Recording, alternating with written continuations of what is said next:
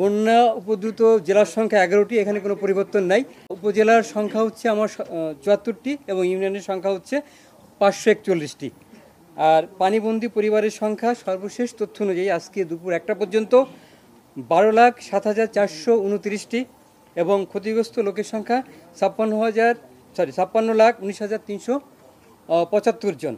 মৃতের সংখ্যা 27, এর ভিতরে কুমিল্লা 10, ফেনী 1, চট্টগ্রাম 5, খাগড়াছড়ি 1, নোয়াখালী 5, ব্রাহ্মণবাড়িয়া 1, লক্ষ্মীপুর 1 ও কক্সবাজার 3।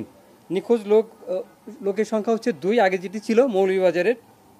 আমরা এ পর্যন্ত 3,886টি আশ্রয়কেন্দ্র খুলেছি 11টি জেলাতে এবং আশ্রয় গ্রহণকারী লোকের সংখ্যা 5,09,728 এবং পাশাপাশি 34,421টি গবাদি পশুর আশ্রয়ের ব্যবস্থা করা হয়েছে।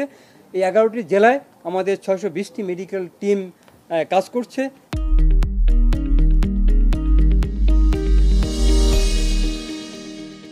ত্রাণ বিতরণের বিষয়ে যেটা হচ্ছে যে গতকাল যেটি ছিল টাকা, চাল, শুকনো খাবার, শিশু খাদ্য, প্রাণী খাদ্য, সেটি অপরিবর্তিত রয়েছে। আজকে সকালে আমরা কিছু নতুন ডিমান্ড পেয়েছি, সেগুলি সেই যে অতিরিক্ত বরাদ্দের জন্য আমাদের কাজ চলছে। আমরা আশা করি আজকের ভিতরে সেই বরাদ্দটা দিতে পারবো।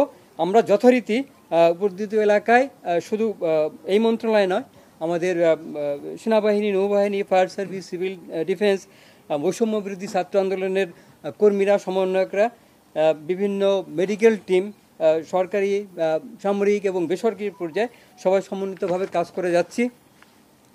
আর কয়েকটা জায়গায় আমরা ফিল্ড হসপিটাল প্রস্তুত রেখেছি এবং যেখানে স্বাস্থ্যসেবা দেওয়া দরকার সেটি সেনাবাহিনীর এবং আমাদের সিভিল সার্ভিস কার্যালয়ের চিকিৎসকবৃন্দ তারা নিরলসভাবে কাজ করে যাচ্ছেন। পাশাপাশি প্রাইভেট ক্লিনিক, অন্যান্য হসপিটাল এবং স্বাস্থ্যসেবা প্রতিষ্ঠান তারাও কিন্তু স্বাস্থ্যসেবার কাজটি করে যাচ্ছেন।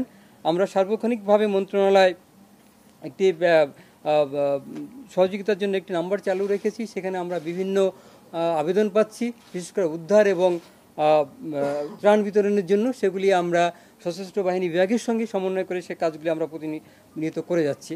আর আমি যদি বলি যে বন্যার পূর্বাভাস, তাহলে দেখা যাচ্ছে যে পূর্বাঞ্চল এবং দক্ষিণ পূর্বাঞ্চলের অধিকাংশ জায়গাতেই পানি হ্রাস পাবে, পানি সমতল হ্রাস পাবে।